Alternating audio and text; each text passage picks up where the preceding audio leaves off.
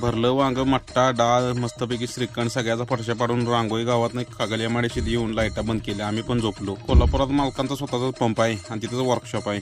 सगळं खाली केलेलं. आता म्हटलं भर केलीच पाहिजे. उडीदवाडा आणि इडलीचा बेत केलेला. पुस्कारून मस्तपैकी खायचं तो तवर आला फोन, जावा रिटर्न. वसवाशासारखं कसं तर खाल्लं. सांगली फाटा पास करून कबनूर गावातनं इचलकरंजीतनं सगळा पिकअप केला. अंकली पाट्यावर सांगोला डेपोच्या लालपरीला ओव्हरटॅक मारून मिरज बायपासवरनं लेफ्ट मारला. कचरा गाडी गोळा करून सगळ्या रस्त्याने इसकाडवती काय कोणास ठाऊक. आज ट्रॅफिकची सुरुवात झाली मिरज स्टँडलाच. जरा म्हटलं व्हिडिओ मागं पुढं करून आलो सांगली. कोणाचा तडाखा किती पण असू दे, ह्या झाडातने आलं की सगळा विसर पडतो. या पुढं आल्यावर पावसाळ्याची तयारी झालेली. म्हटलं चालायचं.